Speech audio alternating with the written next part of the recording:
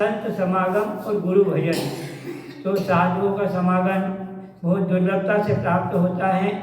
कहीं इतना बड़ा देश है और इतने बड़े जिले गांव हैं, कहीं पर भी ऐसे कई गांव हैं कि जहां साधुओं के चरण ही नहीं पड़ते हैं, और कई ऐसे पुण्यशाली रहते हैं कि जहां बिना कुछ बुलाए करे भी उन लोगों को बिना किसी पुरुषार्थ के भी साधुओं का समागम प्राप्त होता है।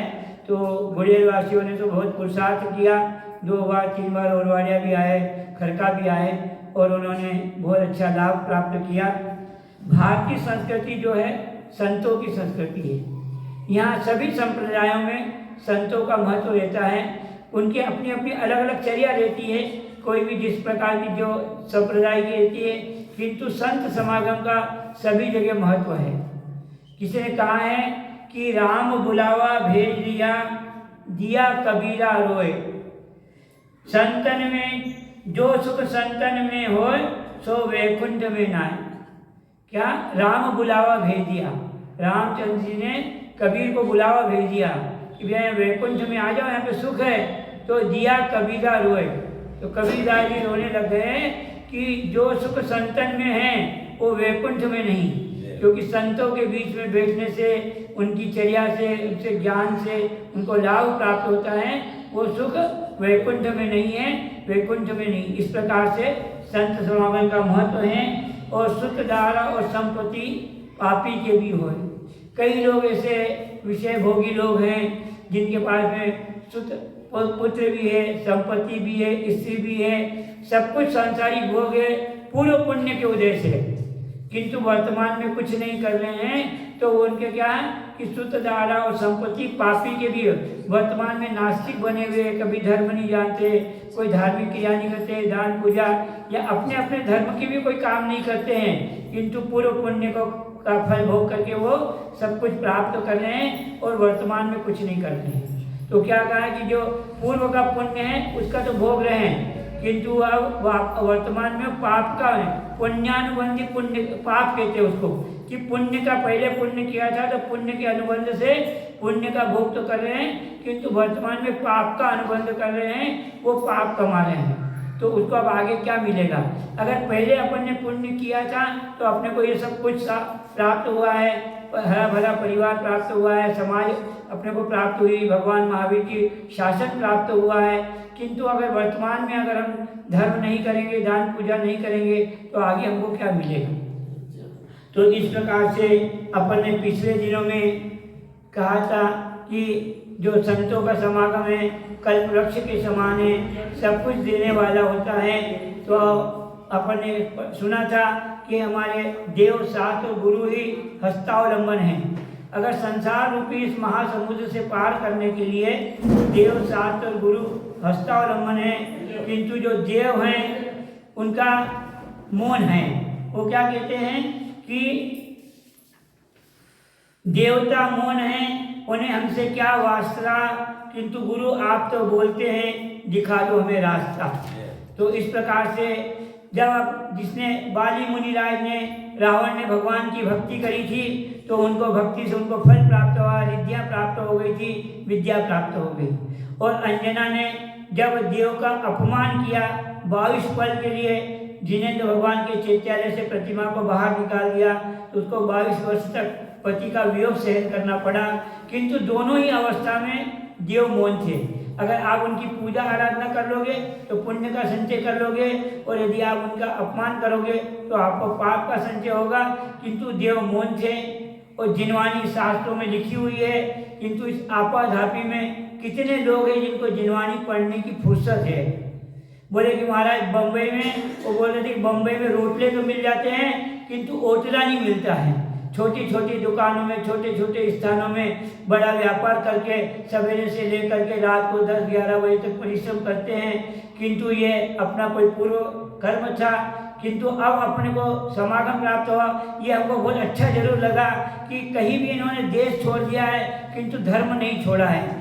जितनी भी ये समाजों के बीच में से निकले हैं तो बोले बम्बई में जरूर रहते हैं, किंतु जितनी भी महिलाओं से, कल वहाँ लकड़वास की महिलाएं आई थी और वहाँ की बोले कि महाराज हम रात के भोजन नहीं करते हैं, हम ये फास्ट फूड नहीं खाते हैं, बाहर का ये नहीं करते हैं, भगवान की पूजा अभिषेक। तो ये है कि धर्म नहीं छोड़ा है, और ये धर्म नहीं छोड़ा इसीलिए आपकी जो उन्नति हुई है, जो आपका पहले खुद आप अपने इतिहास देखो 25 साल 50 साल पहले का, कि आप कैसी स्थिति में थे, आज कैसी अच्छी स्थिति में हैं, और आप धर्म को नहीं छोड़ोगे तो इससे और अच्छी स्थिति में। बोले पहले सब बंगाल का काम करते थे, किंतु बंगाल का काम बंद करके किसी ने इलेक्ट्रिक की दुकान खोल ली, किसी ने क्या कर लिया, और इस प्रकार से ये धर्म कहीं प्राप्त हुआ है।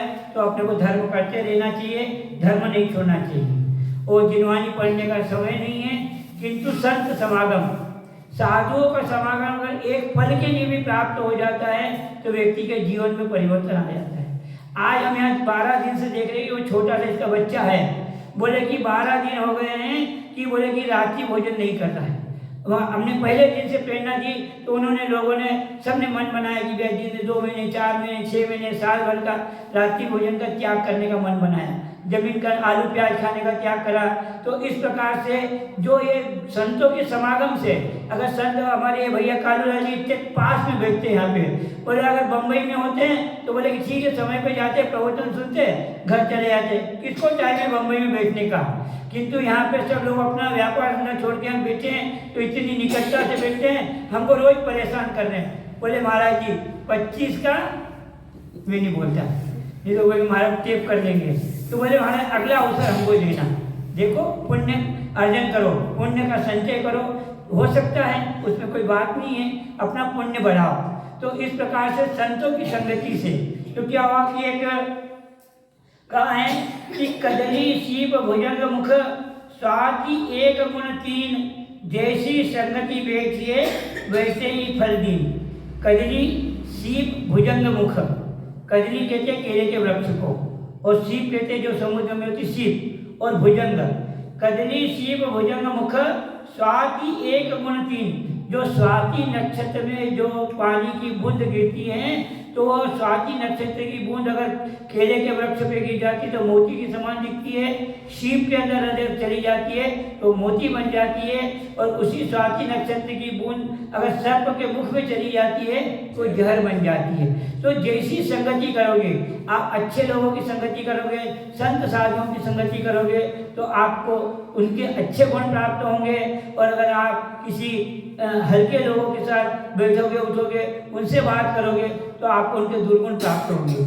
अगर कोई अच्छा सज्जन व्यक्ति भी अगर शाम को शराब की दुकान के सामने अगर दूध भी पी रहा है तो लोग क्या कहेंगे कि शराब पी रहा है, संगति का प्रभाव। और कोई अच्छा व्यक्ति है अगर साधु संत के पास बैठा है तो उसके अच्छे गुण होंगे।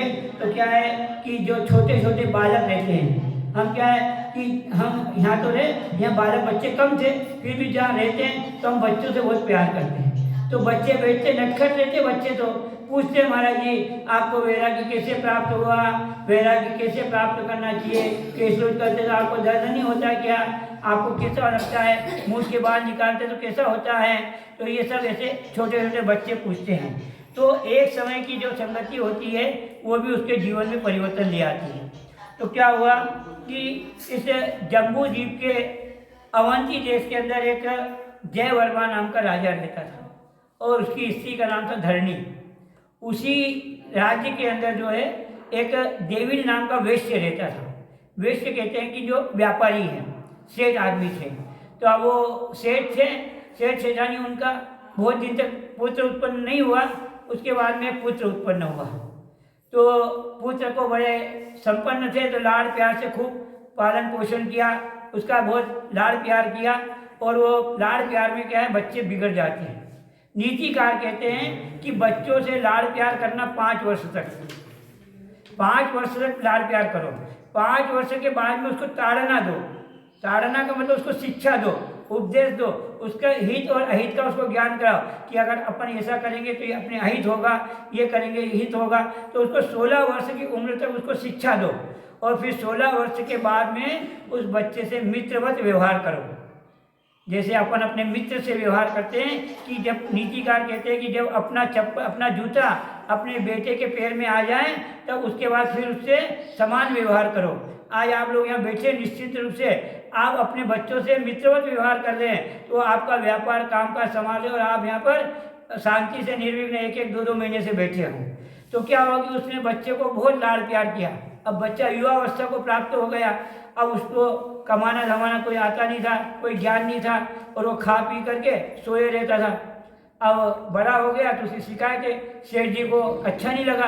उन्होंने कहा भैया तू कुछ कमा धमा, कुछ काम कर।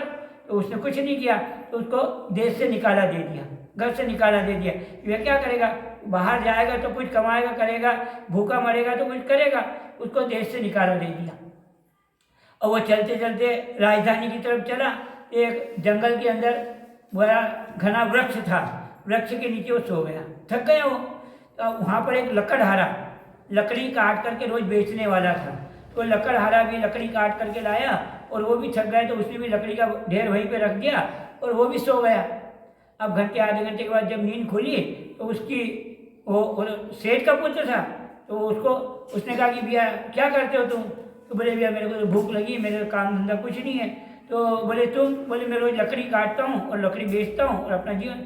तो बोले तुम्हारी जितनी लकड़ी से 4 गुनी लकड़ी मैं रोज आपको काट के दूंगा, आप मेरे को केवल 2 समय भोजन और वार त्योहार कपड़े दे देना, और कुछ नहीं चाहिए मेरे को। लकड़हारे का ठीक है यार, अच्छा अपने को क्या। उसने लकड़ी का जो कच्चा था उसके सिर पे रखा, उसको कहा कि चलो। अब उसको लेकर के गया, घर गया, उसने अपनी पत्नी को कह दिया कि देखो ये मैं इसको लेके आया हूँ, ये रोज अपने को लकड़ी काट के देगा, इसको आधा पेट भोजन देना, भरपेट भोजन नहीं, आधा पेट भोजन देना और इससे काम कराना। ठीक है। अब उसको तो बेचारे को कुछ आता भी नहीं था, अक्ल भी नहीं थी, ज्ञान भी नहीं था, और रोज लकड़ी काट के लाता 4 गुनी। वो लकड़हारा उसके छोटे छोटे गट्टे करता था और उसको जा करके बाजार में बेचता। साल भर में उसकी संपत्ति अच्छी हो गई, 4 गुना बढ़ गई। तो त्यौहार का दिन आया। अब उसकी पत्नी ने सोचा लकड़हारे की कि देखो इसने अपने को इतनी लकड़ी काट काट करके ला के दी और आज अपने घर में संपन्नता हो गई है। अब यह देखो बेचारी स्त्रियाँ तो कोमल स्वभाव होती है, उसको उस पर करुणा आ गई। तो उन्हें क्या आज खीर भजे पूरी अच्छे रसोई बनाई और उसको भरपेट खिला दिया, भरपेट खिला दिया। वो सो गया। अब वो लकड़हारा है, उन्होंने कहा क्या बात है, आज ये लकड़ी काटने नहीं गया? बोले आज त्यौहार का दिन था तो मैंने भोजन बनाया था, तो मैंने इसको भोजन करा दिया, खीर भजा। तो बोले इसको नींद लग गई, तो उसने उसकी पत्नी की पिटाई कर दी, मारा उसने कि तेरे को कह दिया था इसको आधा पेट भोजन देना, तो उन्हें खिलाया पिलाया, अब लकड़ी काटने नहीं गया, अब क्या करेंगे, कल कौन करेगा? और उस टाइम उसकी नींद खुल गई, उसने देखा कि मेरे कारण ये लकड़हारा इसकी पत्नी को मार रहा है। तो उसने कहा ऐसे घर में रहने से क्या मतलब, वो घर छोड़ दिया उसने और वो जंगल में गया। लकड़ी काटते तो आती थी उसको, लकड़ी काट करके लकड़ी बेचने वाले जहाँ खड़े रहते थे ना, वो भी वहाँ पे बड़ा सारा लकड़ी का गट्ठा लेके के खड़ा हो गया। अब वो छोटे छोटे गट्ठे वालों की लकड़ियाँ तो सब बिक गई और इससे किसी ने पूछने भी नहीं आया। व्यापार करने की कला भी है ना, पुण्य से प्राप्त होती है। एक व्यक्ति मजदूरी करता है उसको कुछ नहीं मिलता है, और जिसका पुण्य होता है ना, एक फोन घुमाता है लाखों कमाते हैं। हमारे उधर राजस्थान में कहते मारवाड़ी लोग, खंडेलवाल समाज, ये पूरे हिंदुस्तान में घूमी हुई है। जहाँ भी इनको कहा कि जहाँ जाए गाड़ी वहाँ जाए मारवाड़ी। इनको व्यापार करने में कुशल है। इधर तमिलनाडु तक चले गए तो इधर सेलम पर चले गए तो इधर आसाम गुवाहाटी, तो इनके पास बुद्धि है। वहाँ के अभी हम इच्चलकरंजी में पिछले साल रहे 2-3 साल, तो वहाँ के जो स्थानीय लोग हैं वो बोले कि हम वर्षों से ये धंधा कर रहे हैं, और हम बोले जहाँ के वहीं हैं। और ये मारवाड़ी बोले अभी 5 साल से आए, 10 साल से आए, इनने बंगले बना लिए, कोठियाँ बना लिए और बड़ी बड़ी फैक्ट्रियाँ कर ली है। बोले धंधा हम भी वही कर रहे हैं और ये भी वही कर रहे हैं, पर बोले इनने कैसे कमा लिया। तो दान धर्म भी करते हैं, पूजा भी करते हैं और बुद्धि भी है उनके पास, तो बुद्धि से कमा लिया। अब वो लकड़हारे का बुद्धि थी नहीं। अब वो सुबह से शाम तक खड़ा रहा, उसकी लकड़ी का कोई पूछने भी नहीं आया। उसने कहा ये तो क्या, सो गया रात को, फिर सवेरे वापस बैठा। तो उधर से एक दिगंबर मुनिराज, रिद्धिधारी मुनिराज से, तो मासोपवासी थे, तो उधर से मुद्रा बना करके निकले। उसने कभी देखा नहीं साधु को, क्या जाने वो। उसने कहा ये तो जो इसके पास तो लंगोट भी नहीं है, कुछ भी नहीं है, खाने का नहीं, पीने का। मेरे पास तो फटे पुराने कपड़े भी है, मैं तो कपड़े भी पहना हुआ हूँ, तो मैं इस बाबा के पीछे चलता हूँ, देखता हूँ क्या होता है। तो उसने लकड़ी का कच्चा छोड़ा, 2-3 दिन से भूखा था, उसको खाने को मिला नहीं, उसको भूख लग रही थी, तो उनके पीछे चल दिया। तो महाराज रिद्धिधारी थे, तो राजा के घर पे उनका पड़गान हो गया। अब राजा के घर पड़गान हुआ तो राजा ने तो अच्छा महाराज की भक्तिपूर्वक नवदा भक्ति करी और आहार कराया। अब ये वहाँ दरवाजे के बाहर बैठे आहार देखता रहा, भैया देखो क्या है, देखता रहा। अब महाराज तो आहार करके जंगल चले गए, और सेठ राजा ने सोचा कि ये कोई ब्रह्मचारी वगैरह होगा, कोई महाराज का साथ में सेवक होगा। उन्होंने कहा भैया तुम भोजन कर लो। और उसको तो बेचारे को भूख लगी रही थी, तो वो तो चाहिए, तो उसको हाथ पैर धुलाए अच्छे करे और उसको बढ़िया अच्छी थाली में उसको बैठ करके भरपेट भोजन करा दिया। उसने कहा ये तो बढ़िया काम हो गया यार, हींग लगे ना फिट करी, रंग चोखा आ गया ये तो। उन्होंने कहा चलो ये तो बढ़िया है। उसने भोजन किया और उन्होंने कहा बाबा के पास चलो। तो जंगल में महाराज के पास चले गया और बोले मेरे को भी आपके जैसा बना लो। अब महाराज तो अवधि ज्ञानी थे, जानते थे कि केवल इसकी 3 दिन की आयु बची है और 3 दिन की आयु के बाद इसका मरण होने वाला, उसकी शुभ गति होगी। तो उन्होंने कहा कि ठीक है। तो उन्होंने कहा ठीक है, भरपेट भोजन वोजन करके आया था। उन्होंने कहा दीक्षा। तो उन्होंने कहा हाँ। तो महाराज ने उसको दीक्षा दे दी। और बोले दीक्षा के दिन उपवास करना पड़ता है। उन्होंने कहा ठीक है ना, कोई बात नहीं। उपवास कर लिया। और उसने उपवास कर लिया तो दूसरे दिन उसके पालने का टाइम आया। तो आसपास नगर में सेठ लोगों को पता चला कि भैया कल दीक्षा हुई है और दीक्षा का पालना है। और महाराज तो मासों उपवासी थे, वो तो 1 महीने में आहार करते थे। तो सब सेठ लोगों की भीड़ लग गई वहाँ पे कि भैया मैं पालना करूँगा, मैं पालना करूँगा, मैं पालना करूँगा। तो उसने कहा कि अरे यार ये तो बढ़िया काम यार है, अरे मैंने दीक्षा ली और देखो इतने सारे बड़े बड़े सेठ लोग मेरे को आहार करें। उन्होंने कहा मैं 1 दिन का उपवास तो और कर सकता हूँ मेरे भी, क्योंकि कापो जैसे उसको ज्ञान नहीं था। ख्याति लाभ पूजा में देखो उसकी मंदलेशिया थी, वो धर्म नहीं जानता। महाराज ने उसको नमोकार मंत्र सिखा दिया था, नमोकार मंत्र बोला किंतु उसे। तो उन्होंने कहा मैं आज का उपवास। तो महाराज तो अवधि ज्ञानी थे, वो गुरु के पास गया कि महाराज मेरे को आज का उपवास और दे दो। बोले मैं आज तो उपवास करूँगा, कल राजा रानी आएंगे जब आहार करूँगा, सेठ जी से नहीं करता। उन्होंने कहा ठीक है। महाराज ने कहा कोई बात नहीं। दूसरे दिन का उपवास किया। अब दूसरे दिन फिर राजभवन में खबर पहुँच गई कि वो महाराज की दीक्षा हो गई और 2 दिन से उनका उपवास चल रहे हैं और कोई वो नहीं। तो रानी साहिबा आ गई और रानी पढ़ाने खड़ी हो गई। तो उन्होंने देखा, उन्होंने कहा आज भी मैं उपवास तो कर सकता हूँ, मेरे ताकत है। तो उन्होंने कहा कि आज भी मैं उपवास कर लेता हूँ, बोले कल राजा आएगा पढ़ाने के लिए जब मैं आहार करूँगा। तो उसने फिर उस दिन भी उपवास कर लिया और उसके 3 दिन हो गए। अब उसकी स्थिति खराब हो गई। अब रात को गुरु तो ज्ञानी थे, अवधि ज्ञानी, उन्होंने देखा कि भैया इसकी आयु बहुत अल्प है। तो उन्होंने उसको संबोधन किया कि देखो भैया तुमने दीक्षा ले ली है, अब तुम्हारी आयु कुछ घंटों की है, तुम नमोकार मंत्र का स्मरण करो और अपने शांत परिणाम से अपने शरीर का त्याग करो, बाकी सब ख्याति लाभ को छोड़ दो। गुरु की वाणी उसने मान ली और उसने समतापूर्वक 4 प्रकार के आहार पानी का त्याग कर दिया और समाधिपूर्वक मरण कर दिया। तो केवल खाने के लिए जो मुनि बना था उसने भी समाधिपूर्वक मरण कर लिया और वो मर करके चंद्रगुप्त मौर्य जो अंतिम वो राजा हुआ था, चंद्रगुप्त हुआ, और जिन्होंने श्रवण बेलगोला में अंतिम सूर्यवली भद्रबाहु स्वामी की सेवा करी और उन्होंने दीक्षा लेकर के और गुरु भक्ति करी थी। 12 वर्ष तक उन्होंने अपने गुरु की सेवा करी थी। तो केवल खाने के लिए उसने त्याग किया। हम इसलिए क्या है कि छोटे छोटे नियम कि चलो भैया तुम क्या करते हो, तुम्हारे घर 9 बजे का 9 बजे कर लो, 8 बजे कर लो, तुम फास्ट फूड खाते हो। तो जो भी अगर अपन छोटा, जो इसका मतलब क्या पंडित आशाधर जी ने कहा है उसमें सागर धर्मामत में आया है कि अगर तुम जैसे हमने किसी को कहा कि भैया तुम कितने बजे, तो बोले तुम 8 बजे, तो भैया 8 बजे के बाद रात्रि भोजन का त्याग कर दो। तो वहाँ किसी ने प्रश्न उठाया स्वयं पंडित जी ने कि इसका मतलब तुम 8 बजे तक उसको खाने की अनुमति ना कर रहे हो क्या? बोले नहीं, वो पूरा त्याग नहीं कर सकता था, वो तो रात भर खाता था, 12 बजे खाता था। तो कम से कम उसने इतना त्याग किया है तो उसका हमको पुण्य लगेगा, हमको उसको खाने की अनुमति देने का पाप नहीं लगेगा। वहाँ हिंसा का प्रकरण आया कि 4 प्रकार की हिंसा होती है, आरंभी, उद्योगी, विरोधी और संकल्पी। तो भैया तो 4 प्रकार की आरंभी, उद्योगी, विरोधी हिंसा का त्याग नहीं कर सकता है तो संकल्प पूर्वक जीवों को मारने का त्याग कर दे कि मैं संकल्प पूर्वक किसी जीव को नहीं मारूंगा। अगर संकल्प की हिंसा का त्याग कर देता है तो वहाँ उन्होंने कहा कि तुम 3 प्रकार की हिंसा करने को उसको अनुमति दे रहे हो, उसको आज्ञा दे रहे हो। उन्होंने कहा नहीं, वो संकल्पी हिंसा का त्याग कर दे। कम से वो जब 4 प्रकार की हिंसा कर रहा था तो उसको संकल्प पूर्वक हिंसा का त्याग करा दिया कि संकल्प पूर्वक नहीं त्याग करेगा। तो इस प्रकार से उसको, तो हमने अगर आप जो भी आपके जीवन में पाप है, जो भी क्रियाएं हैं, तो आप उसमें से जितना भी त्याग कर सकते हो तो उतना अगर त्याग करते हो, आप अगर जीवन भर नहीं, साल भर का त्याग कर लो, 6 महीने का त्याग कर लो, तो आप उतना त्याग करोगे फिर धीरे धीरे आपके परिणाम में विशुद्धि आएगी। अगर वो छोटा सा बच्चा भी अगर 12 दिन रात्रि भोजन नहीं कर रहा है और वो मुंबई भी जाएगा ना तो बोलेगा नहीं महाराज, हमने यहाँ धरियावद में चातुर्मास किया था 20 साल पहले, तो वहाँ पे एक लड़का छोटा सा था, तो उसके सामने होटल थी, तो वो होटल में खाता था कचौड़ी फचौड़ी। तो बड़े महाराज जी ने उसको प्रेरणा दी, वो उस टाइम 4-5 साल का था, तो उसको प्रेरणा दी बेटा होटल का नहीं खाना। तो वो आज 25 साल का, उसके खुद के बच्चे हो गए हैं, पर वो आज तक नहीं, मेरे को महाराज ने कहा था कि होटल का नहीं और कुछ नहीं, होटल का नहीं खाना, तो आज तक होटल की कचौड़ी नहीं खाता। तो ऐसे एक आदमी को जीवन में प्रेरणा मिल जाती है। तो इसलिए छोटे समय की भी अगर संगति करी है तो संगति उसके जीवन में परिवर्तन लेकर के आती है। तो अपने को जो अल्प समय का साधुओं का समागम प्राप्त हुआ है, इसको चिरस्थायी बनाए रखे, अपने जीवन में जो भी परिवर्तन आए उसको आगे बढ़ाने का प्रयास करें और अपने पुण्य को बढ़ाए। हो सकता है आपकी भावनाएं फिर फलित हो, फिर कभी इधर से बिहार होगा तो फिर आपको साधु संघ का समागम प्राप्त होगा। भावना ऐसी बनाए रखे। बोलिए परम पूज्य गुरुवर आचार्य श्री वर्धमान सागर जी महाराज।